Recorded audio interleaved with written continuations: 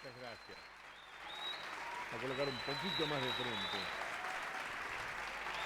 Bueno, muchas gracias.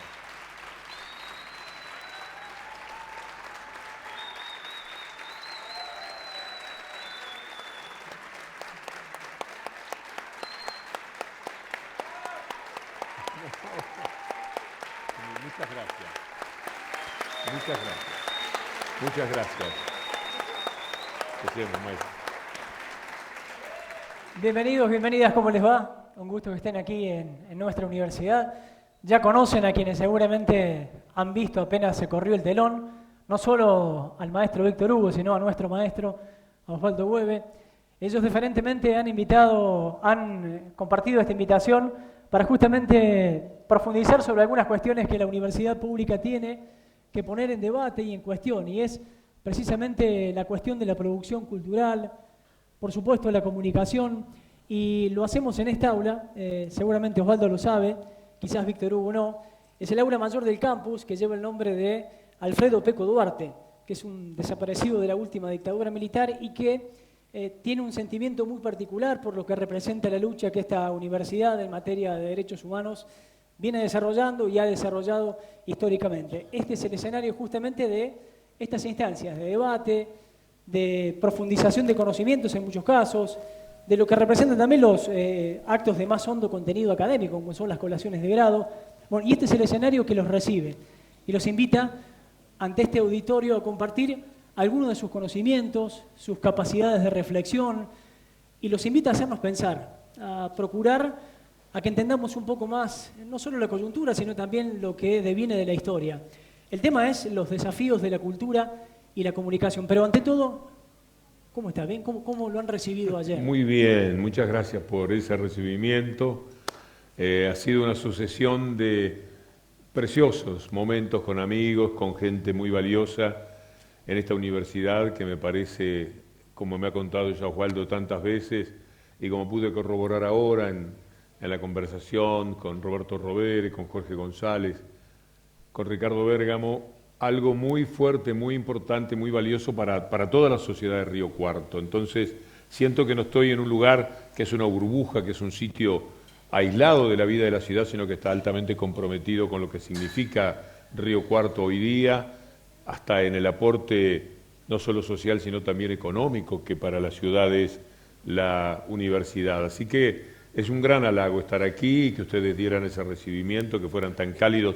Son cosas que uno no sabe muchas veces ser tan plenamente demostrativo como quisiera, pero yo puedo asegurarles que tocan el corazón, que lo masajean, que lo tuvieron ahí un ratito y ahora me lo pongo de nuevo para poder sostener la charla. Muchas gracias por todo. Osvaldo. Bueno, gracias por estar. Decía hace un rato yo en el rectorado que estas cosas precisan mayor difusión de las que a veces tienen en círculos tan cerrados como se ha convertido nuestra provincia a nivel mediático en los últimos tiempos. Para mí es un honor, una satisfacción estar en el mismo lugar que una persona que me enseñó que se podía trabajar en libertad, con creatividad. Alguna vez definió Víctor Hugo la salida de un capitán de River, del jefe Astrada, diciendo que se es jefe cuando a alguien lo respetan, no cuando se les tiene miedo. Bueno, ese fue para mí siempre Víctor Hugo, un hombre de una capacidad notable, de una bondad notable, pero de una amplitud notable. Así que yo estoy acá sin perder la capacidad de asombro y tratando de disfrutarlo a mi amigo. Bueno, y ya han disfrutado parte anoche en una tertulia que dicen que fue majestuosa. ¿Perdón? Una tertulia majestuosa anoche, dicen, en la casa de don Osvaldo. Me van a escuchar varias veces decir perdón porque estoy un poco sordo. Un poco si soy benévolo. Son muchos años de auriculares. ¿Vos no tenés nada de sordera, Osvaldo? Sí. Para no sentirme el único, ¿no? Quédate tranquilo. Sí, hay un desgaste. Los auriculares fuertes. Y todavía no me animo a los audífonos. Para la próxima charla ya creo que voy a tener que usarlo, no hay más remedio. ¿Me decías? Le decía que anoche han compartido una tertulia fabulosa en la casa de don Osvaldo. Sí, todo empezó muy familia. bien, todo ha sido delicioso y con esas cosas que a uno le provocan ganas de volver. La verdad es que me voy incorporando mucho a esta Córdoba extraña vista desde Buenos Aires o desde cualquier lugar de la Argentina hoy día. Ustedes saben que Córdoba es una extrañeza desde el punto de vista político, por ejemplo, algo que no uno atina a comprender, que parece que nunca tuviéramos todos los datos necesarios. Sin embargo, es un calor muy grande el que genera porque todos estamos cerca de distintos lugares. Yo por los avatares periodísticos puedo hablar de Achiras, que todavía es una postal en mi vida, de las acequias, de Bulnes, de las higueras, de Reducción, de cada uno de esos lugares que más o menos uno va fijando en la recorrida y en el recuerdo. Río Segundo y, bueno, cada uno, y por supuesto Río Cuarto aquí. Y en consecuencia hay lecturas de Córdoba. Hace poco leí una de las mejores novelas de la Argentina de este tiempo, César Aira, que seguramente, sobre todo los lectores más jóvenes, tienen muy en cuenta, que es uno de los 5 o 6 literatos más importantes. Escribió una novela que se llama Embalse. Y para mí fue directamente, yo creo haber estado en el lugar de esas cosas que consiguen. Así que hay muchas cuestiones referidas a los afectos, más todo lo muy conocido y muy común de Córdoba capital, de Carlos Paz, de Cosquín, etcétera. Estoy muy a gusto, muy contento de estar aquí y deseoso de que en la charla puedan surgir algunos disparadores, por lo menos para la discusión, para las ideas. Yo creo que es muy necesario que este tiempo que transcurrió fue pero muy rico en materia de formarnos nosotros mismos, todos los que han resistido el embate no solo político y económico, sino humano, que significa un gobierno neoliberal, con todo lo que implica como conducta, como mirada de la vida, todos los que se fortalecieron integrando células de resistencia en las familias, entre los amigos, todos los que encontramos el famoso palenca donde rascarse, todos los que pudimos compartir cenas, etcétera, que yo creo que se dieron como nunca, porque hubo necesidades de ciertos grupos de estar con aquellos con los cuales podíamos conversar, podíamos argumentar, porque una de las cosas graves que ha sucedido en la Argentina desde el punto de vista cultural es lo difícil que se hace el diálogo con el que piensa más o menos distinto, la imposibilidad de, por lo menos, entregar los argumentos que uno tiene y que sean refutados, que pertenezcan a una discusión y no que sean la base de un enojo, de un distanciamiento instantáneo que se produce apenas uno ve que hay distintos puntos de vista, distintos pensamientos. Así que cada uno de estos lugares para mí son un sitio de pertenencia. Sé que estoy entre gente que por lo menos quiere escuchar. Estar aquí a las 2 de la tarde, un día de trabajo, por estos dos modestos relatores de fútbol, con algunas otras ideas que complementan nuestra vida, es todo un gesto. Y es todo también una manifestación de, bueno, vamos a ver qué tiene para decir esta gente, vamos a ver qué puede dejarnos y qué podemos dejarles nosotros a ellos. Así que abierto a todo. Bueno, ya nos ha adelantado. Para comenzar, Fernando Abad Domínguez es un filósofo mexicano que da cuenta de que tanto la cultura como la comunicación no son mercancías, son un derecho humano fundamental. Y en ese sentido, el Estado es quien tiene, en este caso, la función de ensanchar los canales para propagar justamente tanto la cultura como la comunicación. En base a eso, al rol del Estado, vamos a plantear una situación imaginaria. Estamos aquí sentados y usted va a tener enfrente, usted también Osvaldo, de un lado a Mauricio Macri y de otro a Alberto Fernández. ¿Qué cuestiones le plantearía aquel que ya hizo y aquel que va a hacer en torno, por ejemplo, a la producción de sentido? Fernando Abad es una persona que admiro muchísimo, un gran intelectual también. He participado con él de alguna charla y he leído algunos de sus libros. Si tuviera de un lado y de otro a Macri y Alberto Fernández, tendríamos un pasado que provoca mucho rechazo y un futuro que genera bastante expectativa y esperanza. Todavía podemos decir de Alberto Fernández que se puso el traje de candidato y le quedó muy bien. Después se puso el traje de presidente electo y le está quedando muy bien. Ahora vamos a ver, después del 10 de diciembre, cuando se calce la banda y el traje correspondiente, qué es lo que puede hacer por este país. Creo que hay respuestas inmediatas que puede dar y que las va a dar. Hay un tejido social que está deshecho, hay una situación de hambre en los sectores marginales de las ciudades, pero marginales que son los más habitados. Hay una decadencia tremenda en el nivel de dignidad de las personas. Yo siempre me pongo, por ser de origen humilde, pero clase media tironeada para abajo, pero que siempre comí en mi casa y que siempre escuché a mi padre decir, acá lo que no falta nunca es puchero, criarme en ese contexto y saber cuánto de orgullo hay en el jefe o jefa de familia que abastece a su hogar y encontrar a miles y miles de personas que tienen que tomar a su familia de la mano, a sus hijos, ser padre o ser madre. Yo lo miro del lugar del padre porque pertenezco a una cultura donde era más el hombre el que trabajaba, y tener que ir hacia un comedor, de estar retaseando a ese hombre toda la admiración que yo sentía por mi padre y que toda mi generación, en tiempos en los que el trabajo abundaba, puede decirse, sentía.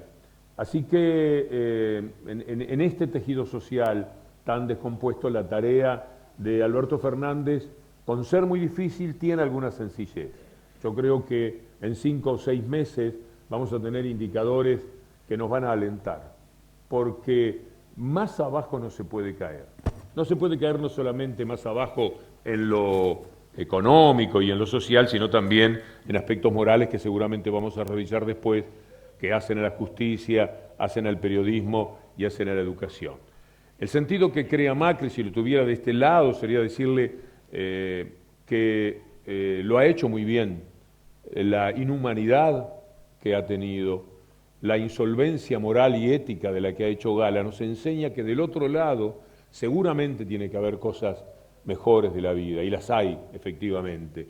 Macri es la demostración de todo lo que las personas que han estudiado, de las personas que tienen sensibilidad, rechazan en la vida, de todas las personas que sueñan una sociedad más equitativa, más igualitaria, de todas las personas que esperamos que los hombres públicos se comprometan dentro de lo posible con la verdad, con aquello que está verdaderamente en su corazón y no en sus expectativas y en sus ambiciones.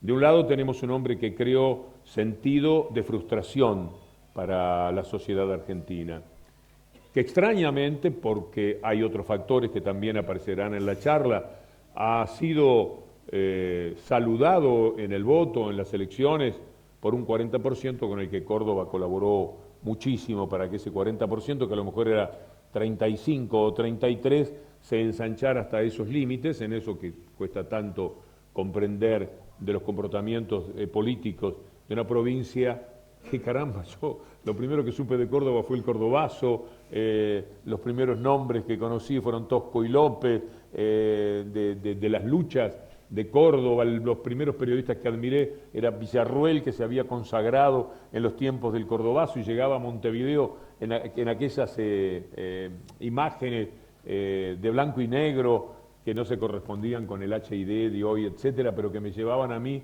un mensaje de admiración por Córdoba, bueno, y su universidad y sus reformas y todo lo que ha hecho. Y ver ahora lo que el papel, el rol político que tiene Córdoba, por cierto que es muy extraño. Que un hombre como Macri pueda todavía seducir no al 40%, sino a 4 o 5 personas, es sorprendente, porque somos lo que admiramos. ¿Y dónde está el valor? De verdad lo pregunto. Revisemos en nuestros parámetros, de veras, ¿qué hay de admirable en esta persona? ¿Cómo puede crear sentido que no sea negativo? Alguien cuyo discurso es tan modesto, pero además se corresponde con un pensamiento muy modesto y siempre abriéndose a las expectativas personales y de clase.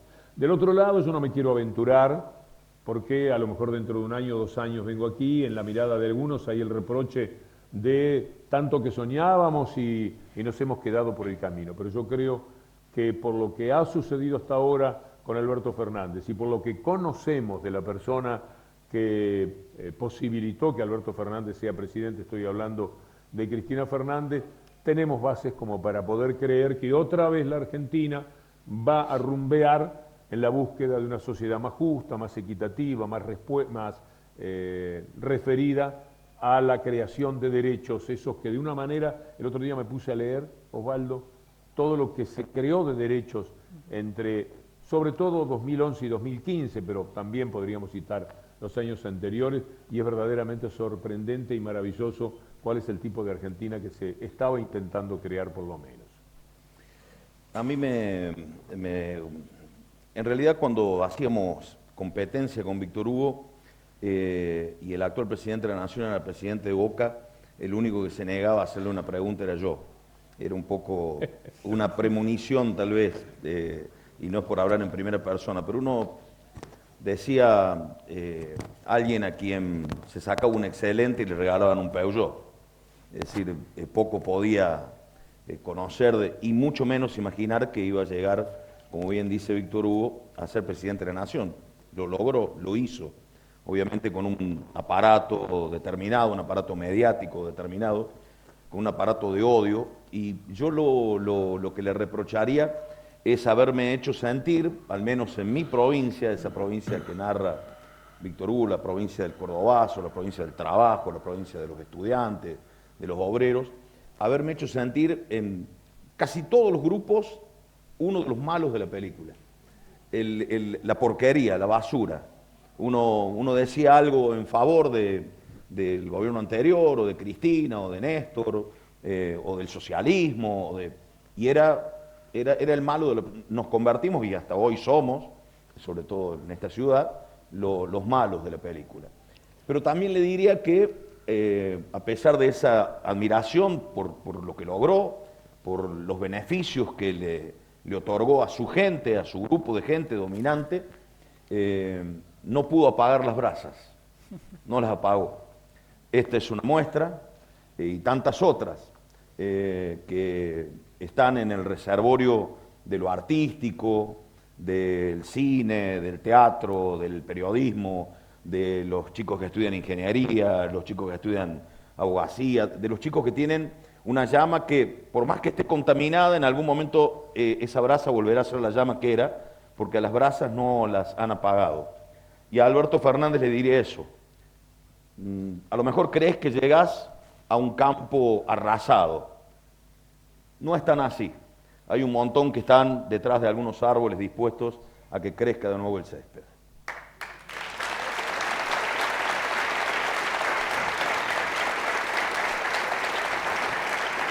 Y justamente este escenario que nos ha dejado la restauración neoliberal, Dora Barrancos, la socióloga reconocida que va a ser doctora honoris causa de esta universidad, da cuenta de que hay que, de alguna manera, desarticular el relato neocolonialista, ella lo llama así.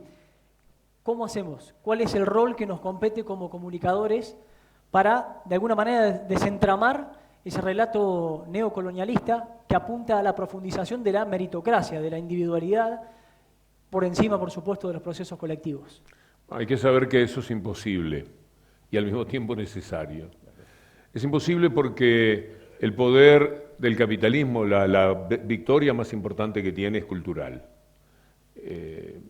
La imposición de los criterios del capitalismo está tan metida en nuestras vidas que a veces nos rascamos y por ahí encontramos un poco de capitalista también, es decir, de persona afín al capitalismo en alguna cosa que decimos, en alguna idea, en algo que aparece hasta para sorpresa nuestra en la vida. O sea que, sabiendo que los medios de comunicación han sido los grandes portadores de esa victoria cultural, pensar que desde sitios más modestos del pensamiento, con herramientas mucho más modestas, de vez en cuando un canal de televisión, a veces una radio, generalmente disperso por otra parte, se puede horadar y cambiar radicalmente esto, me parece que es una expectativa que siempre nos va a provocar desconsuelo.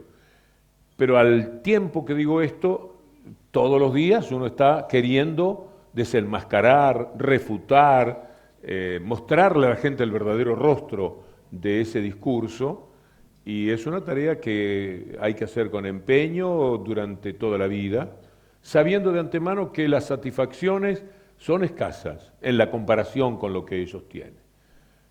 Nuestros países se han fundado a través de los medios neoliberales, sobre todo América Latina, es decir, Europa, Estados Unidos mismo no tiene las mismas connotaciones en lo que es la influencia del periodismo. Es decir, un hombre o mujer que en Nueva York lee el New York Times lee el New York Times, lo deja a un costado y todo lo que va a recibir después, todo lo que va a consumir en materia de información, tomando la información como valor cultural, corresponde a otros medios que no tienen nada que ver con el New York Times.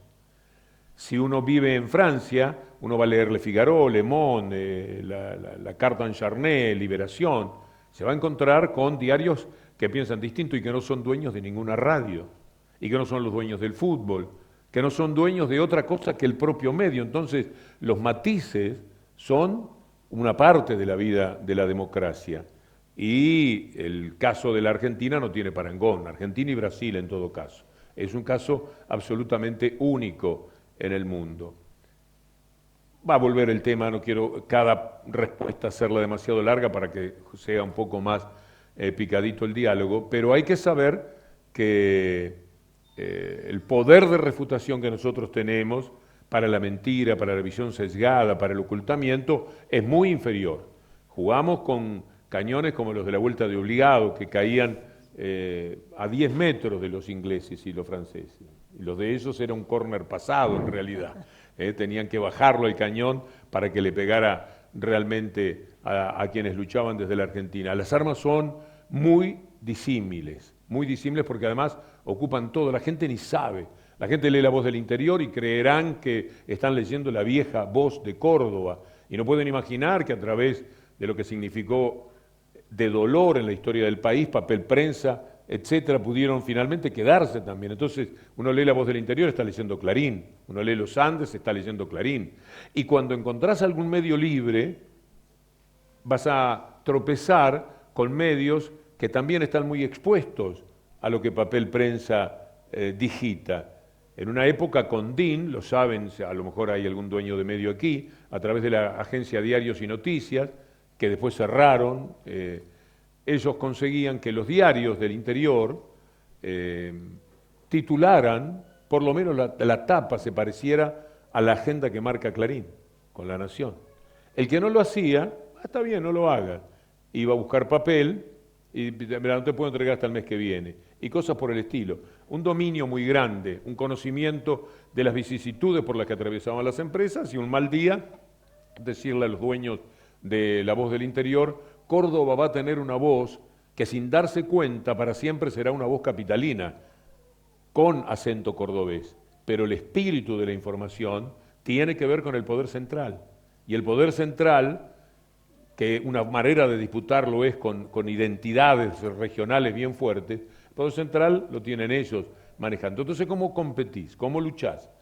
Pero hay que hacerlo, esta es una manera de luchar, hablar para la gente. Habrá alguna persona que discrepa con lo que decimos, de esos que a veces se queda afuera diciendo yo le quiero decir una cosa a usted, si me permite. Y entonces viene a la discrepancia. Bueno, ojalá que hubiese chance de poder discutir un poco más con quienes piensan distinto. Pero esta célula que nosotros integramos es una célula que seguramente tiene un nivel de información más alto que la media y una hambruna de información también más alto. Y ese es nuestro mecanismo de defensa. Y cada una de las personas, a su vez, es una célula de información y de persuasión. Ahora vienen los tiempos complicados de las fiestas. Vuelve el famoso cuñado que dice tonterías, y ahí estamos el 28 de diciembre reprochándote, dije que no lo invitaras, que siempre es el mismo, que lo único que dice son pavadas, que no quiere escuchar nada, etc. Sin embargo, hay que intentarlo de todas las maneras, porque cada uno de nosotros es una herramienta en sí mismo de la lucha. Y de alguna forma, en el país, en el contexto nacional, esa capacidad para luchar, esa resiliencia política que se ha tenido en la Argentina es lo que ha permitido que otra vez retorne una palabra que habíamos perdido de vista y que es nada menos que esperanza. La Vuelta de Obligado fue una victoria pírrica de la flota anglo-francesa. Ganaron, pero no nos ganaron desde acá. Entonces, a mí todos estos tiempos se me ocurren en estas circunstancias, en la rueda de amigos, en el programa diario que uno hace hablando de bueyes perdidos, pero tratando de meter alguna cucharita que sirva de barricada, hasta en un partido de fútbol, tratando de levantar el concepto de igualdad, de la importancia de la cosa pública. hablando futbolísticamente, yo creo que nos hemos acostumbrado a festejar saques laterales, a festejar corners. Entonces, somos Atenas de Río Cuarto jugando contra el Barcelona en el Nou Camp. Ahora, festejemos cada córner que tengamos, cada full que haga el 5 nuestro parándolo a Messi y cada lateral que tengamos. Y si perdemos 4-1, ese gol nos va a servir para que la victoria de ellos sea pírrica. Que en un momento dado digan, contra estos le podemos hacer 15 goles, pero nunca les vamos a ganar el alma. Claro, pero también tiene mucha dignidad jugar con la cancha inclinada en tu contra, con el árbitro bombero, todo. con la AFA o lo que fuera, cualquier cosa va a corregir absolutamente todo. Yo creo que las derrotas conocidas de antemano tienen mucha dignidad y las victorias elaboradas después de derrotas que han dolido muchísimo exaltan la vida. Es decir, todos estamos en estos momentos deseosos que le vaya bien al nuevo gobierno. Por ellos está bien, pero también por nosotros, por lo que hemos creído, porque este gobierno próximo corre el riesgo de no atender la ilusión de la gente. Es un desafío muy fuerte. Entonces vamos a estar doloridos porque esa fe que ponemos, esa ilusión, ha sido desoída o desairada. Esperemos fuertemente que no, pero esta ha sido una victoria formidable. Es de verdad que también alguien puede decir, pero caramba, los medios son tan influyentes y cómo es que ahora se les pudo ganar. Perdieron con el hambre, no nos confundamos tampoco. Es una victoria que tiene que ver con el desastre que esta gente ha hecho. Entonces, si 5 millones de personas se caen de la pobreza, de la clase media a la pobreza, y los pobres se caen en la indigencia, y los indigentes se caen a morir de hambre en las veredas, en una escalera descendente terrible, no ha sido tan solo la persuasión y la esperanza y las células que nosotros integramos, sino la devastación que hizo el régimen neoliberal en nuestras vidas, ¿no? La devastación que viene, por otra parte, del fondo mismo de la historia. Estos países, América Latina ha sido formada sobre la base de una desigualdad escandalosa. No hay en el mundo, hay regiones más pobres, pero no hay nada más desigual en el mundo que América Latina. Cuando se empezaron a armar estos países, cuando Mitre toma la primera presidencia y viene los Sarmiento, viene Avellaneda, estaban armando ellos un país en el cual iban alambrando, iban haciendo los códigos e iban haciendo los diarios. La nación nace el 4 de enero, si mal no recuerdo, de 1870, y desde entonces se pretende por lo menos como una tribuna de doctrina que sale de la trinchera para ir a adoctrinar. Entonces es mucha la ventaja. Si tiramos un cañonazo y entonces donde cae el cañonazo, 1 millón de hectáreas para Martínez de Oz, para Álzaga González, qué sé yo, por decir apellidos. Cuando le damos 1 millón de hectáreas a una persona, estamos privando a 1 millón de personas de 1 hectárea, aunque sea, donde caerse muerto. Este país se forma, como en general América Latina, sobre la base de esa injusticia. Ni Estados Unidos se formó así. Estados Unidos iban los colonos en las carretas a practicar lo que ya sabemos que hacían con los indios, que yo toda la vida vivo arrepentido y compungido de mí mismo, de lo que hinchaba por los soldados, claro, en los contra los indios y golpeaba en el cine, y ahora me digo, qué tarado. Era al revés la película, pero eran los colonos los que iban, y los colonos se quedaban con un buen pedazo de tierra. Acá no.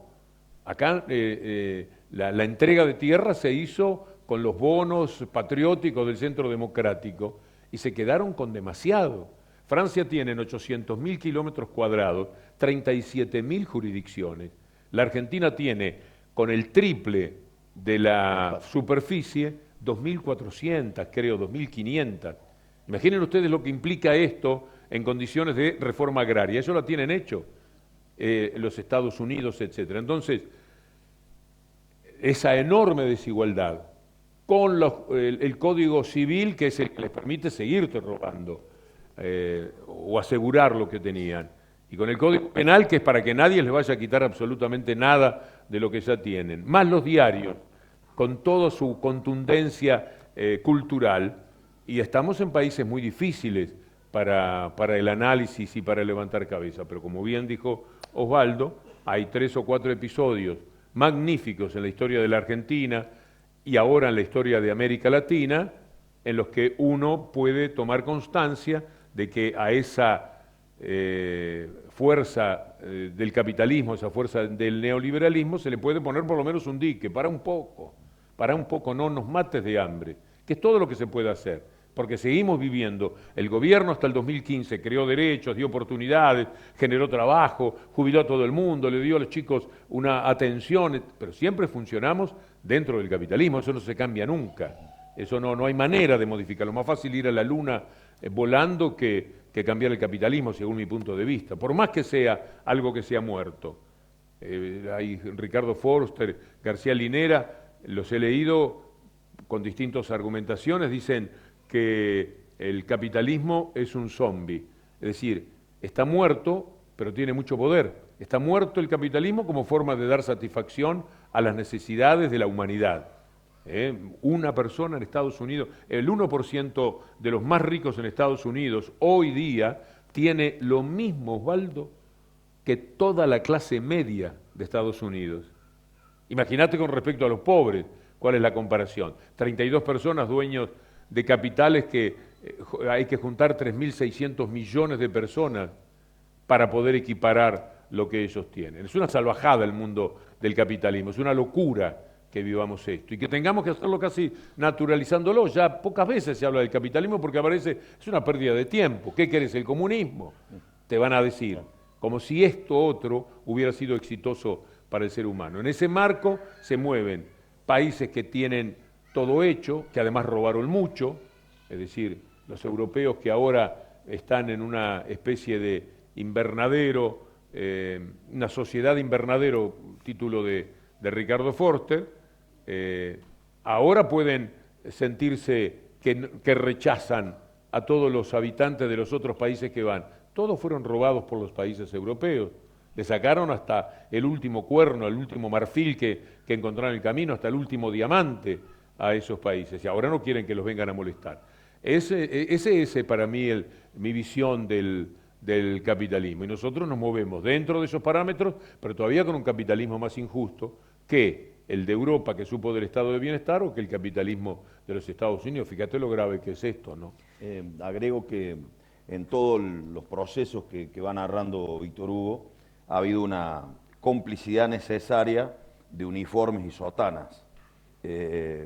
Sin la manera de pertrecharse de los poderes militares y eclesiásticos en esta parte del mundo, no todos, hay excepciones, lo sabemos en la Argentina, con curas y probablemente habrá algún militar suelto, pero cuando vos, además de tener el poder económico, tenés el poder de las armas y tenés el poder del ocio, que significa la religión de la que te guste, pero con la cabeza gacha, y se hace difícil sacarle un empate, ¿no? Y en este encuadre, el escenario mediático, que siempre tiene su injerencia en el plano político. Estamos en Córdoba, aunque no parezca la tierra de las revoluciones, usted lo dijo, el cordobazo, Agustín Tosco, la reforma universitaria de 1918, quien fue un intelectual que escribió ese manifiesto liminar, don Teodoro Roca, decía que los dolores que nos quedan son las libertades que nos faltan. Y en ese marco, la ley de medios, el desguace de los oligopolios mediáticos y su injerencia, ¿es una libertad que nos es urgente como sociedad? ¿Consideran? Si vos me permitís, yo voy a decir respecto a la ley de medios, con la cual he coincidido siempre, que los que trabajamos desde hace años y desde siempre en tierra adentro, la vimos pasar. La vimos pasar porque se transformó en una lucha del gobierno y de Clarín. Entonces, la ley de medios no logró profundizar lo que necesitábamos en estos lugares. Doy un ejemplo práctico y corto. Si la publicidad nacional, entre comillas, de los medios, llega solamente donde determinadas agencias quieren o determinados medios quieren, o si esa publicidad que se coloca en Telefe o en Radio Continental o en Cadena 3 no se reparte en los medios chicos, aunque sea en una proporción, es imposible vivir. No se le puede pagar a un empleado, no se puede pagar la luz. ¿Qué ocurre cuando esto pasa? aparece como salvador la tanda pública, la tanda de la municipalidad, la tanda de la gobernación, la tanda de la nación. No hay censura previa más evidente que esa. Si vos hablas mal del intendente, te levantamos la tanda. Si hablas mal del gobernador, te levantamos la tanda. ¿Qué hace el dueño de un medio que a lo mejor es un medio chico? Va y le dice a Franco, viene y me dice a mí, Turco, mirá, no diga que hay muchos pozos porque nos levantan la tanda. Bueno, la ley de medios no tocó eso, no tocó la profundidad. ¿Por qué? Porque la cortaron antes. Yo estaba esperando que después de esa lucha llegara la catarata hacia quienes lo necesitamos. Los medios más chicos, escritos, orales, los que vivimos a diario una realidad muy diferente. La ley de medios era una necesidad que no hubiera terminado con el problema, pero que hubiera sido una situación aliviadora. Y lo fue, en un rato lo fue. Pero el hachazo que le pega Macri no bien empieza, Sí, claro. borró los efectos. No te olvides que primero la lucha fue para mostrarles que era constitucional, una ley que se hizo en cientos de foros recorriendo el país. Pasó por aquí incluso. Que fue votada en el Congreso por una mayoría importantísima. Abrumadora. Y tuvo que demostrar que era constitucional, y ahí se perdieron mucho tiempo. Cuando se demostró que era constitucional, en el mismo decreto de constitucionalidad de la ley, Lorenzetti deslizó los mecanismos de defensa que iban a permitir a Clarín no cumplir con la ley. Y terminó el gobierno anterior sin poder hacer cumplir la ley en lo que era importante, la ley que era desguazar El monopolio. el poder brutal, porque el poder que tienen es brutal, es un poder de extorsión como no lo tiene nadie en el país, nadie. Ustedes imaginen un gran extorsionador. No hay forma de encontrar algo igual a Clarín y Nación. Ojalá que aparezcan, a mí me gusta mucho ese tema, desde hace muchísimos años me parece que es decisivo para la democracia tener posibilidades. Pero no hay poder de extorsión más formidable que el que tiene Clarín. Y si se podía destrabar ese poder, si se podía separar, aunque sea por familias, porque inmediatamente aparecen otros grupos de poder, aunque hayan sido amigos y hayan estado juntos antes. No se pudo hacer eso, no se pudo hacer absolutamente nada. ¿Se podrá? Miremos para adelante. ¿Se podrá? Es muy difícil. Alberto Fernández no empezó todavía su gestión y ya tiene 40 ataques que ya se enumeraron de esos medios. Ya están trabajando antes de que comience su mandato contra el mandato, con la búsqueda de una extorsión que permita que Alberto Fernández ponga rodilla en tierra y haga lo que ellos quieren, como intentó Escribano en aquel famoso documento que le entregó a Néstor Kirchner, o si no obedece, si no lo domestican, pues entonces el castigo cotidiano de la mentira, de la visión sesgada, de si lucha por la despenalización del aborto, tirarle a la cúpula derechosa de la Iglesia encima, si llega a mencionar algo de los medios para defenderse, para decir no mientan más, inmediatamente ya está contra la libertad de expresión, otro más que está contra la libertad de expresión, que es el enorme cuento, el parapeto, detrás del cual permanentemente se escudan quienes son grupos de poder que se quedan con todo a través de los medios de comunicación. Nunca piensan de verdad en la libertad de expresión. Es el gran argumento, la gran espada que ellos tienen y que por otra parte es acompañada globalmente, porque cualquier cosa que hagas contra los medios, yo que soy de los más desesperados para que se haga algo y de los que más voy a hinchar y más voy a molestar, si se quiere, en la medida en que es un tema que a mí me importa especialmente, todo lo que se consigue es que ellos vayan teniendo acompañamientos internacionales. Inmediatamente viene la CIP. La CIP es una banda de delincuentes dueños de radios que actúa internacionalmente en la defensa de todo el neoliberalismo comunicacional y cultural que tenemos aquí. Entonces aparecen como grandes personajes a decirnos que no tenemos libertad de expresión cuando les conviene a ellos. Así que el gobierno debe intentarlo. Un gobierno con valentía tiene la obligación moral de intentar acotar un poco semejante poder, un poquito de kriptonita a ese poder. Es indispensable, si no, no hay democracia, no hay absolutamente nada que valga la pena cuando medios de comunicación tienen semejante poder sobre la mente de la gente.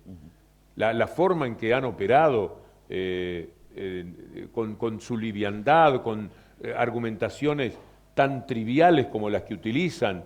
Ustedes son partícipes seguramente de muchas discusiones y saben cuáles son los medios que más o menos dominan el panorama de Córdoba. Es brutal lo que le han hecho a la gente, cómo han manejado esa situación de poder, a dónde han llevado a la gente. Y no importa la obviedad, yo vi un comunicador de aquí, del que en Buenos Aires se mostraron dos reportajes, uno a Macri y otro a Alberto Fernández. A Macri con un nivel de alcahuetería y de entrega que era despreciable. Alberto Fernández con un nivel de bravura que el que no lo conocía también impresionaba, prácticamente sin dejarlo hablar. Yo tenía la esperanza, digo, esta persona a la que ven hacer esto, los cordobeses van a decir, no, esto no está bien, esto mínimamente es rechazante, para no decir despreciable. Y sin embargo hay una influencia manifiesta.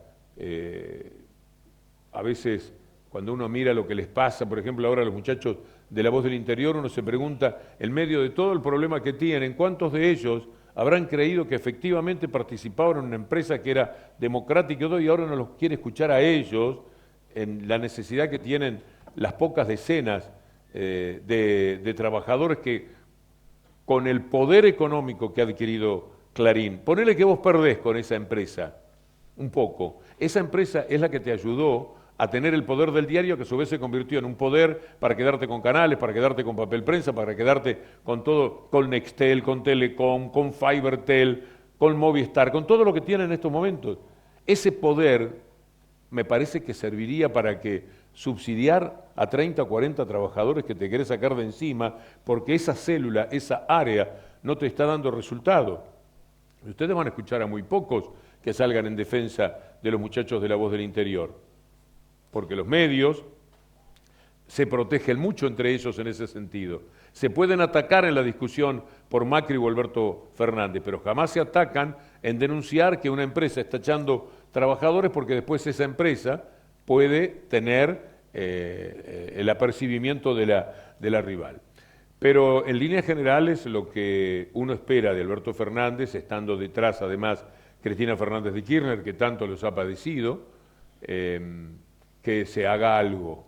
Yo no sé si reflotando la ley de medios, yendo por el lado del monopolio, de lo que es algo intolerable, es decir, este capitalismo además está mal hecho, es decir, ni siquiera es un capitalismo adesentado que se corresponda con las ideas doctrinarias del capitalismo, porque cuando hay monopolio ya se terminó el mercado. Si vos tenés una sola voz para escuchar en materia democrática, en materia de comunicación, no hay mercado. Eso se convierte en el mercado. Y comerte el mercado es la gran traición que vos podés tener justamente contra las reglas de un capitalismo que, por lo menos en lo doctrinario, es completamente distinto y podría funcionar mejor, como efectivamente funcionó durante muchísimo tiempo en Francia, en Europa.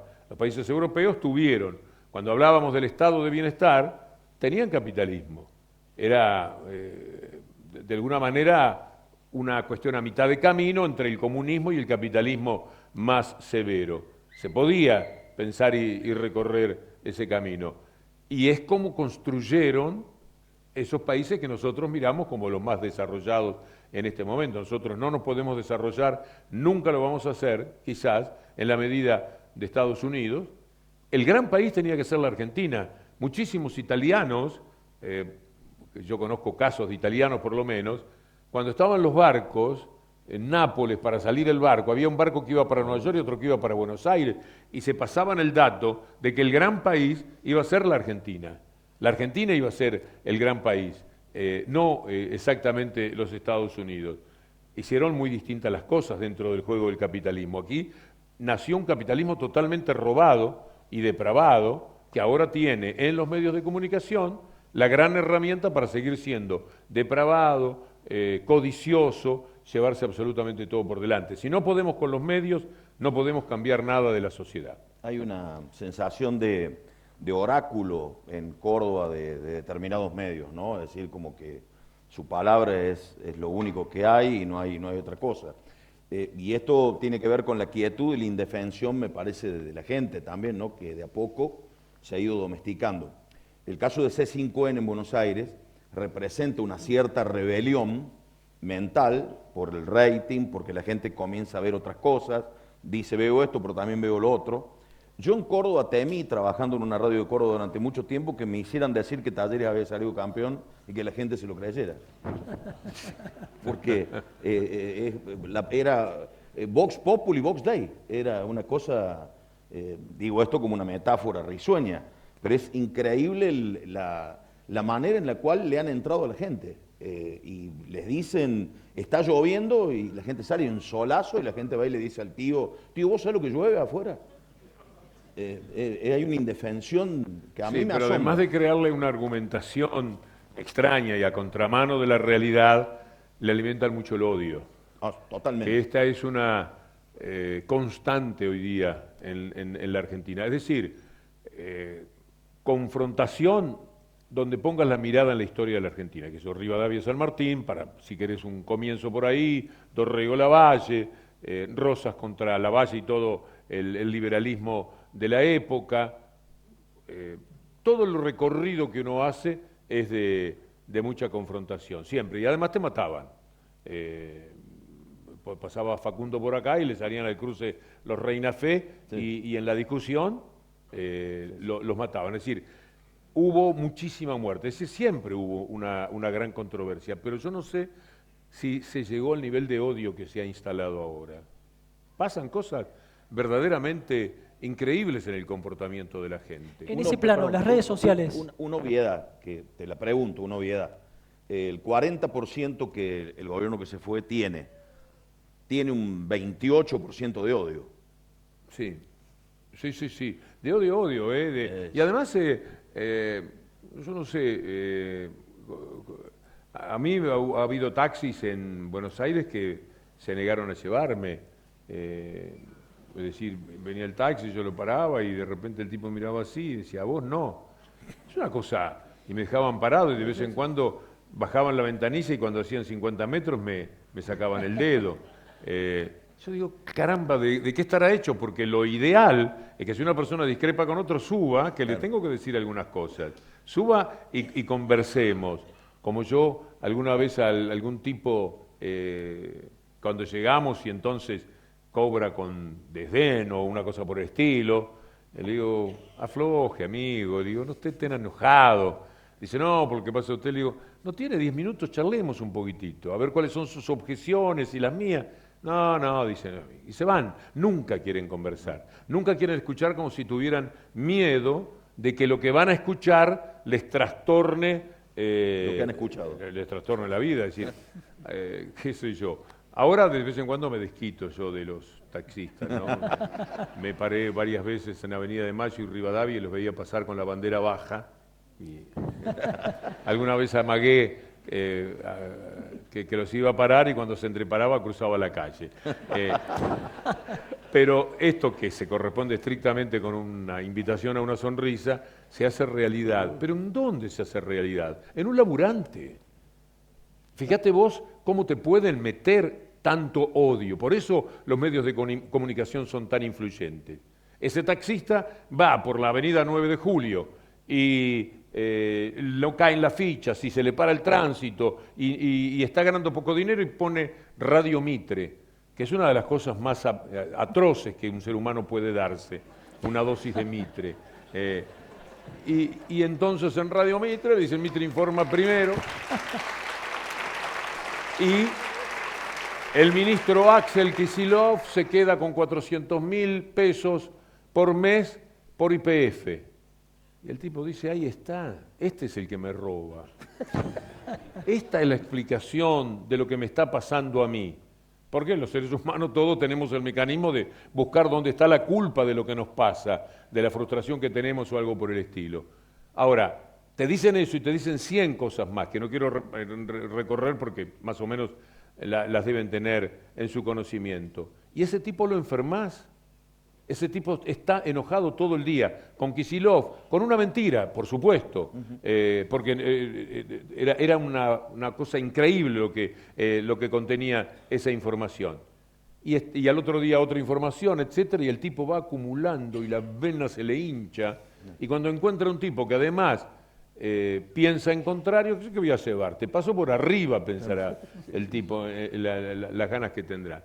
Bueno, este odio que han formado para hacer el gran negocio, porque es un odio que instala, juega políticamente, que no permite entender, que es el que cultivan, yo digo Córdoba, la ciudad de Buenos Aires, con un chanta como nunca se puede uno imaginar que existe, que se llama Rodríguez Larreta. El tipo tiene el 55% de los votantes de la ciudad. Yo en realidad en Buenos Aires me acostumbré a caminar con orejeras, parezco mirar para el costado, porque no sé con qué me cruzo. Si el 55 de cada 100, 55 son de ellos, más bien que uno está en aprietos en esa relación. Y no hay motivos, no hay forma de aprobar todo eso. Esa formación del odio que está en las vísceras de la gente es político, juega políticamente para ellos, porque no te permite entender nada. Vos le preguntás, ¿pero por qué vas a votar a Macri? Por ejemplo, no hay una explicación que no sea el odio a lo distinto. No hay ningún motivo de enamoramiento para Macri. Levante la mano a alguien y dígame, no, mire, de verdad se lo digo, porque a veces uno tiene que hacer por ahí se enrosca demasiado con sus puntos de vista. Hay un valor a rescatar de este hombre. ¿Y por qué entonces vos podés votarlo? Y podés votarlo en función de la no aceptación de nada de lo que tenés enfrente, del rechazo brutal. Ahora ese rechazo, ¿con qué se corresponde? Se corresponde con la información que vos has recibido como ciudadano. ¿Quién te informa? Determinados medios de comunicación. ¿Cuánto? El 95%. Vos mencionás C5N. C5N son 4 o 5 puntos del gato silvestre, anda jugando en forma extraordinaria un coterráneo como Tomás Méndez, que está haciendo también picos muy importantes. Pero a la misma hora en que ellos hacen 4 puntos, por ejemplo, TN más América más los otros está haciendo 6, más el canal abierto de Clarín, el 13, son 12 o 13 puntos por televisión abierta, más Telefe, más América Televisión. Cuando vos querés acordar, la relación es 30-3 o 35-3,5, en ese mismo momento. Entonces el poder de refutación es limitado. Pasado mañana domingo en Buenos Aires, se van a vender los diarios. Clarín y Nación, más algún otro de ese palo, van a vender más o menos 1 millón de ejemplares, ponele 900.000, pero para redondear la idea, 1 millón. Página 12 y Tiempo Argentino, que son una mirada distinta, Tiempo Argentino sale un solo día por semana, Página 12 va a vender 25.000. Entonces vos tenés 25.000 personas que se pueden informar de lo que se refuta de las mentiras, del poder del 95%. ¿Y qué haces con eso? Haces muy poco. Por eso sin ley de medios o sin adecentar a los medios de comunicación, nada se puede hacer en favor de la democracia. Porque ahora pierden con el hambre. Cuando baje el nivel del hambre, todos los que retornen a clase media, la clase media en todos los lugares es una clase muy, muy especial. Como dice Lacan, el hombre está más pendiente de las ausencias que de las presencias, de lo que tiene y de dónde viene.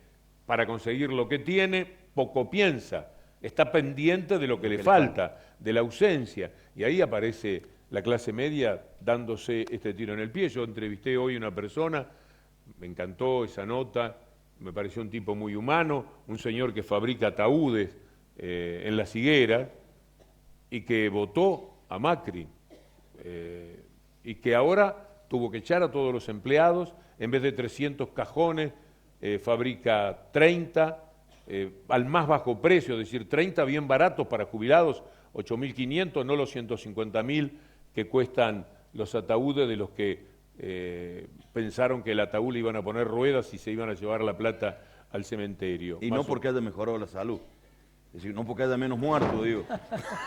Claro, es decir, no es que se produjo un cambio en las estadísticas.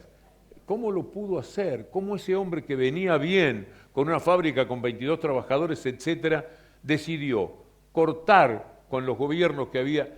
Lo hizo en nombre de la corrupción que le denuncian. Y la denuncian tipos tan pero tan corruptos como los de La Nación y Clarín.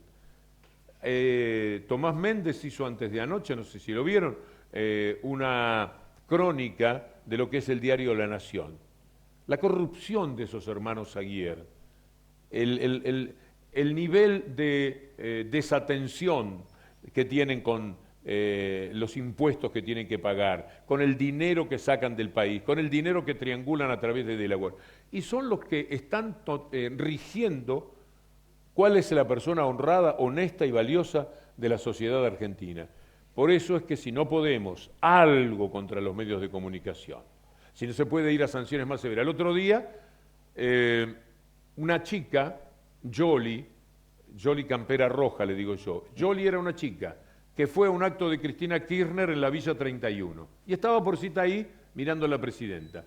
A los 5 días del gobierno de Macri, Macri va a Mar del Plata y es agredido. Era mentira, pero supongamos que efectivamente fue agredido. Y apareció una mujer con el mismo tipo de pelo, pero que no se parecía, y con la campera roja, y pusieron que era la militante que poco menos Cristina Fernández había mandado para agredir a Macri. La chica hizo una presentación judicial.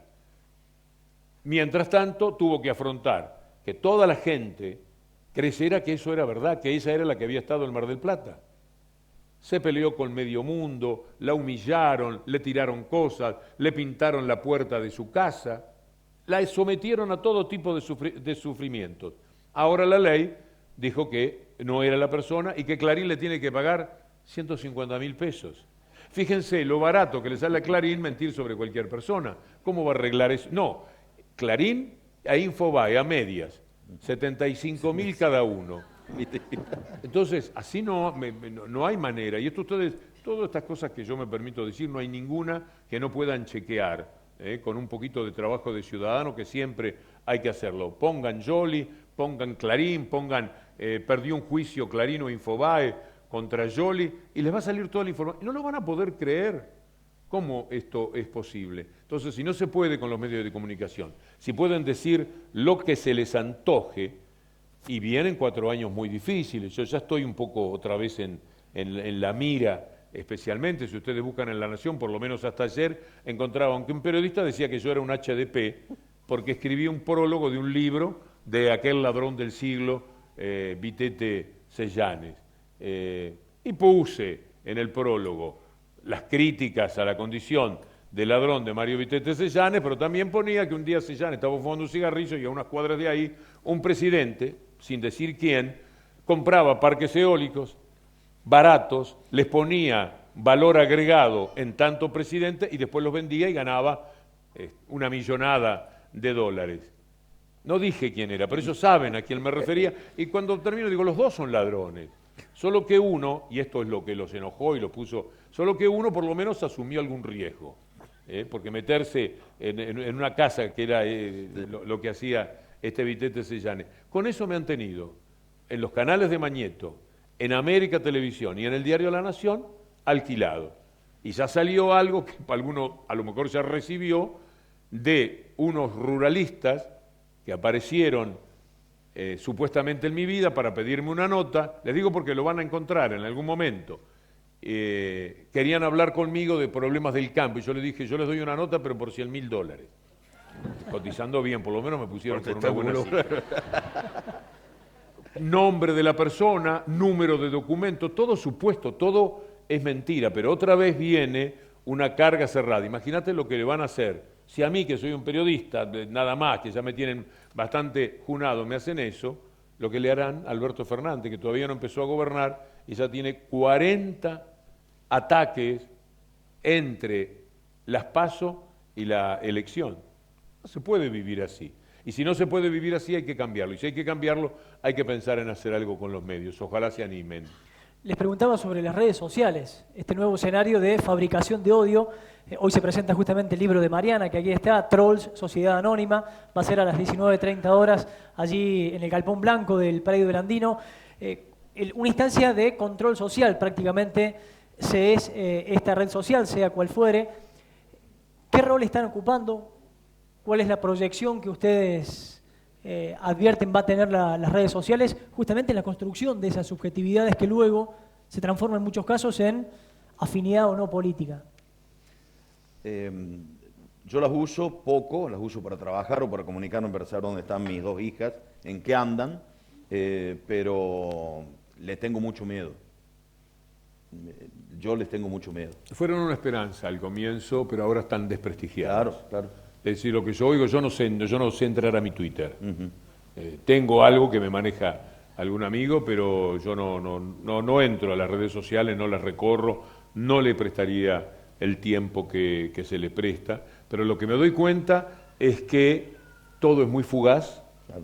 que no hay una cuestión conceptual que quede, que denuestran a una persona y eso pasa a tal extremo que ya si sabés que andás en las redes sociales siendo criticado, prácticamente no hay preocupación, porque pasa en unas pocas horas. Entonces creo que aquella ilusión que teníamos de democratizar los medios, con lo que el gobierno hizo y con lo que uno sabe que hacen en todos lados, con las redes sociales, la participación de los trolls, están invitados a ver la charla de Mariano Moyano, que ha escrito un libro excepcional sobre los trolls, sobre la influencia que los mueve, que hay detrás, cuánto dinero se ha invertido en todo eso. Para las personas, para los especialistas puede ser que puedan sacar algo. Vos y yo, que yo no uso celular, de verdad no uso celular, con lo cual estoy bastante afuera y a lo mejor lo que digo no tiene ningún valor para nadie, lo cual está bien. Un agregado, 19:30 en el Andino, la presentación del libro de Mariana. Es muy Así interesante. Los que puedan estar, ahí vale la pena. Ahí si tienen un rato no deberían perdérselo, porque es lo que sucede y todos, la mayoría están muy metida en las redes sociales. Yo veo la dedicación en tiempo que le dan a las redes sociales es enorme, así que ahí vamos a tener un muy buen nivel de información. Queremos aprovechar el bagaje cultural tanto de Osvaldo como de Víctor Hugo para hablar justamente de cultura.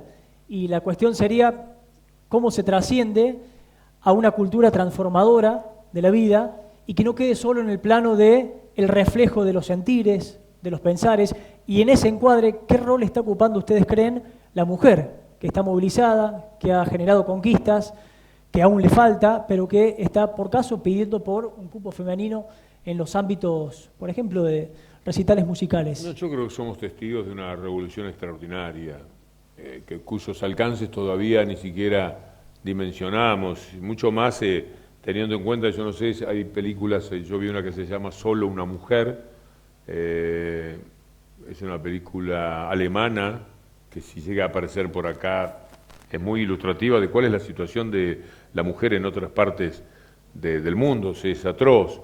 Lo que se ha conseguido en Occidente es una evolución muy, muy interesante. Todos estamos dentro de un aprendizaje. La verdad es que estos años han sido para los hombres muy transformadores. Todavía hay una cultura de la sociedad patriarcal muy fuerte y, como decía, del capitalismo, aunque uno se quiere mejor, se siente mejor, le parece que está con la cabeza mucho más abierta que antes, igual creo que cuando nos rascan siempre aparece algún lugarcito todavía. Es una cuestión cultural y por lo tanto necesita un tiempo verdadero. Uno no cambia diciendo, bueno, es mucho más lindo pensar así que como pensaba antes, y ya lo incorporás y ya esto es así. No, es algo que viene en el organismo, viene en la educación que hemos recibido, en los comentarios de los que hemos sido partícipes como hombres, etcétera, pero no cabe ninguna duda que este es un tiempo extraordinario y que todavía no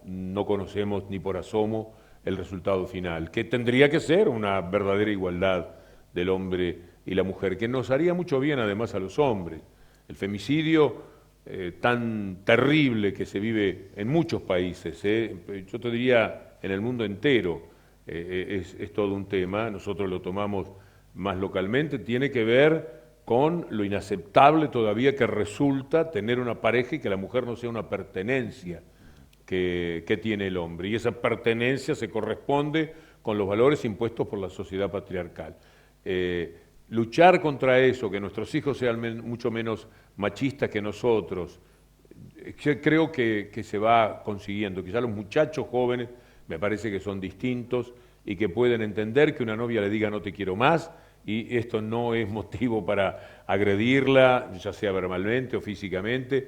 Vamos mejorando, estamos dentro de una maravillosa revolución que uno cuando mira a sus hijas particularmente no puede menos que celebrar. La sensación es esa, ¿no? Que estamos, digamos, si hay 200 kilómetros, hemos recorrido 20, pero ya hemos recorrido 20. Somos un país donde mi señor es de Hueve, ¿cómo va a ser de Hueve? Pero es a partir de esa historia, de esa vivencia, de esa manera de vivir la vida, porque era literal, desde siempre ha sido literal eso. Hoy, por suerte, es solo una cuestión del registro civil. La creación de derechos del gobierno anterior ha cambiado enormemente algunos aspectos culturales. Es decir, hoy encontrarse con dos chicas que vienen de la mano o dos muchachos que claramente son una pareja, ya pasamos con absoluta indiferencia, y hace 10 años hubiéramos mirado, por lo menos, hubiéramos observado alguna idea, habría pasado, aunque fuese fugazmente, por nuestra cabeza. Es decir, hay en la creación de derechos a través de la ley, cuando sale una ley del matrimonio y la gente se adecua a esto, y vos ves que son muchísimas las parejas que salieron a vivir su vida y su felicidad, y vos conseguís decir, y yo con esto no pierdo absolutamente nada, sino que gano, y gano la posibilidad, si me toca siendo padre, de tener una hija o un hijo homosexual. La vida no va a ser tan cruel como era para un padre hace 20 o 30 años esa situación. Esto fue a partir de la creación de derechos. No hay otra cosa que eso. Después que hay un derecho, vos te lo tomás ese derecho, sabés que lo tenés y acostumbrás a los demás al ejercicio de ese derecho. Las empleadas domésticas, que fue una de las verdaderas revoluciones del gobierno anterior, con sus derechos, con su cantidad de horas para trabajar, con la posibilidad de decirle a la patrona, señora, en todo caso, si vengo mañana es doble, ¿verdad? Es decir, que al principio, conocer tus derechos, que los amplíen, y conocerlos cambia las relaciones humanas, cambia el sentido de dignidad de las personas. Lo que hizo por la mujer el gobierno anterior es extraordinario. Una de las cosas más misteriosas que hay es, así como alguien puede ser admirador de Macri o de Rodríguez Larreta, lo admirable que hay detrás de la dignificación de las personas, no alcanzamos a dimensionarlo, es decir, y son cientos de miles de mujeres que pasaron porque yo hablo de mujeres en este caso concreto porque estamos hablando, la mayor parte son mujeres quienes trabajan en el servicio doméstico de las casas. La cantidad de derechos que tienen, todo lo que hay, todo lo que se enseñó a que era un acto aberrante que una persona no tuviera pagándole lo que corresponde de los aportes a una persona. Todo esto fueron leyes primero. Fueron jugar contra una cuestión cultural muy fuerte. Las hemos perdido de vista porque después vienen otras urgencias, pero no es poca cosa porque esto fue modificatorio de la sociedad, nos hizo una sociedad mejor. Así como 4 años más de estos individuos del gobierno actual que propenden al individualismo, propenden a la meritocracia, nos hubiera convertido en una sociedad muy empeorada. Cuando terminó el 2015 yo creo que éramos una sociedad mejor y que lo que añoró la gente en esos 4 años era el mejor ser humano que todos conseguimos ser.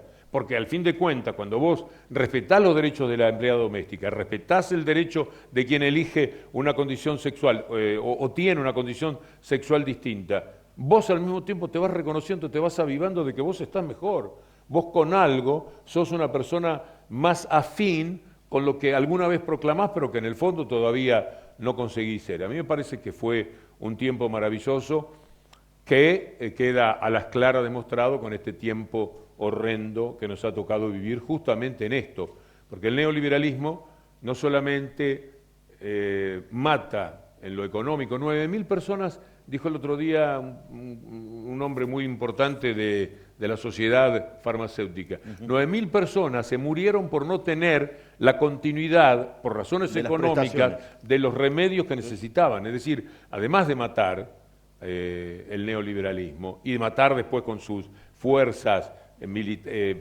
policiales, etcétera, además de todo eso, lo que el neoliberalismo hace es generar un tipo de conducta humana de desprecio, de clases sociales, y para colmo hay algunos que rápidamente, por una cuestión aspiracional, se creen que están en un lugar más especial. El capitalismo depende mucho del goce. El goce es lo que hace a la idea del capitalismo. Pero yo no lo sé desarrollar porque no soy un escritor naturalmente de sociología, de ese tipo de tratados. Yo creo que parte del goce es lo que no pueden gozar los demás. Y que cada vez que una persona levanta cabeza, es decir, tu auto, el que te compraste ahora, no luce tanto si no es el único auto de la cuadra. Donde todos tienen el mismo auto, vos ya tenés que superar ese escalón para poder ser distinto y sentirte un poco superior. Me parece que tenemos esas formas de conducta también. Declaración en un edificio. ¿A vos te parece que el sodero se vaya de vacaciones? Pero es textual. La mirada que hay sobre ese tipo. ¿Cómo se va a ir? Sí, porque y además otra cuestión de esa situación que se da socialmente, los ricos nos quedan demasiado lejos. La gente no consigue calentarse con el rico. Se enoja con la frustración que le provoca lo que tiene el vecino de enfrente. Está pendiente de eso. Es su capa social, es a la que él pertenece. Lo otro lo siente tan lejano y por eso a veces se distancia demasiado de lo que llamamos la capacidad de lucha para cambiar el mundo y ordenarlo de otra manera. Por último, y ya estamos finalizando, agradeciendo el respeto que han manifestado para con nuestros invitados en esta instancia organizada por la Universidad Pública, sería un pecado capital no usufructuar de la presencia de quizás dos de los mejores relatores de fútbol de la historia, me animaría a decir, en la República Argentina y buena parte del mundo también. Y dar cuenta justamente de su visión respecto de esta actualidad, no solo del periodismo deportivo, sino del periodismo deportivo que se imbrique con las cuestiones poéticas, artísticas, que entienda el deporte en tanto juego, en tanto liberación humana y que no sea parte de esa maquinaria de disciplinamiento social en la cual se ha convertido de alguna manera el deporte hoy en día y más que nada el fútbol. Sí, yo creo que el manejo de los medios de comunicación debe hacerse siempre para elevarnos nosotros mientras vamos construyendo nuestro discurso y mejorar el discurso y el pensamiento de las demás personas. Si se consigue, fantástico, si no, mala suerte, pero por lo menos el intento lo vale. Yo creo que el periodista deportivo a veces abusa demasiado de su condición estrictamente de hombre de fútbol y se cree que todo se agota en eso, y a mí me parece que embellecer un discurso, embellecer una tarde, embellecer un gol, embellecer la imaginación de la gente es parte de nuestro trabajo. Es decir, cuando nosotros vamos al estadio hay una neblina que pesa en el ánimo de los hinchas que han recibido un gol en contra de la derrota, que hay en la tribuna un colorido, una paleta de colores que merece ser mencionada, que hay un esfuerzo titánico de un jugador que está dando toda la nobleza de su ser, y está el egoísmo del que pasa la pelota un poquito atrás al puntero para poder llegar al área, en vez de dársela en cortada para que el tipo se vaya, pero si se va de repente se va directo al arco y ya no se la devuelve. Es decir, en el fútbol cabe todo, Dolina lo ha dicho muy bien, cabe el egoísmo, cabe la solidaridad, cabe el altruismo, cabe la pasión, caben los sueños, cabe todo. Entonces, uno no se puede aislar de esto, y hay situaciones ridículas y situaciones que provocan hilaridad, y a mí me parece que todo eso es la masa con la que estamos haciendo nuestro alimento radial. Y finalmente, en el formato programas más que relato, yo tengo la sensación que estamos cada día más imbuidos en el no te escucho y hablo poco. Hablo poco porque no sé construir 2 oraciones seguidas y no te escucho para poder generar una discusión que abruma al espectador, abruma al oyente, pero que da rating, dicen. Por lo tanto, estamos al horno y sin guarnición. Sí, sí, sí. Es que hay una estética para lo que es el medio de comunicación. Un conductor que permite que la gente se pelee y no se entienda lo que dicen, pero que vive del espectáculo estúpido de 2 personas que se están insultando y señalando, a mí me deprime. Y yo creo que hay muchísimo de eso. Es decir, es imposible escuchar en un programa en el que yo esté 2 voces que se superpongan. Es decir, es como una traición. Fulanito me traicionó porque sabe que la estética de nuestro programa jamás puede permitir 2 voces al mismo tiempo. Escuchá, si pensás que el otro está hablando muy largo, toma nota, que vas a tener tu oportunidad de refutar. Es como la televisión con rayas, digamos. No se ve nada, no se entiende nada y no estamos para eso. Y además generamos la idea de que todo el combate es por ser más que el otro, claro, más inteligente, más vivo, más enfático y no más argumentativo, porque si lo que se trata es de serlo, hay que escuchar y poder uno razonar sobre lo que el otro ha dicho. Creo que la televisión, además la televisión tiene el problema en fútbol de tener que cubrir muchas horas. Sí, demasiadas. Muchas horas, porque además se quedaron con todo, son muchos canales, no pueden hablar de las cosas que vos sabés que hay dirigentes que no se tocan. Anda a un canal a hablar, que hablen de Angelici, claro, o que digan de los dirigentes algo de lo que se corresponda con algún tipo de verdad. No prospera, no podés. Entonces tenés que someterte a hablar del jugador. El jugador y el árbitro son los únicos hijos de la pavota que hay en el coso, porque los dirigentes están protegidos por los intereses de quienes se roban el fútbol, como si lo siguen robando en la actualidad los mismos de siempre, ¿no? Nada ha cambiado. Ha sido un verdadero gusto de que estén aquí en la Universidad Pública y que nos hayan mejorado gran parte de esta tarde. Muchísimas gracias y no queremos que se vaya. El aplauso para Víctor Hugo, para Osvaldo. Nos vamos a parar, permiso. Les vamos a hacer entrega de algunos obsequios que luego le vamos a dar y que tienen que ver con libros que han facilitado desde Unirrío Editora, la editorial de la Universidad de Río Cuarto. Ha sido un gusto. La Universidad de Río Cuarto se complace con tenerlos aquí. Muchísimas gracias.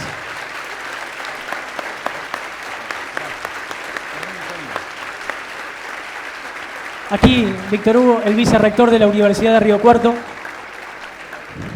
El vicerrector de la universidad le hace entrega, en este caso, de libros que son de Unirrío Editora, la editorial que tiene la Universidad de Río Cuarto.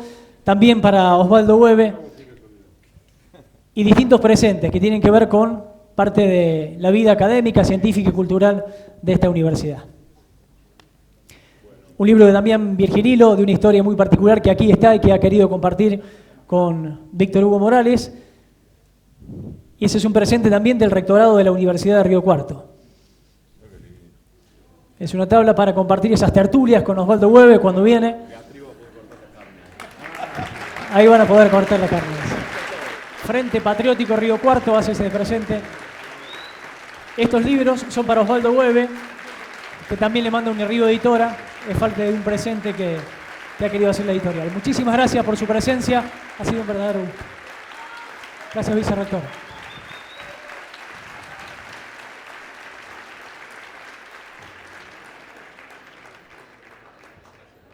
Usted.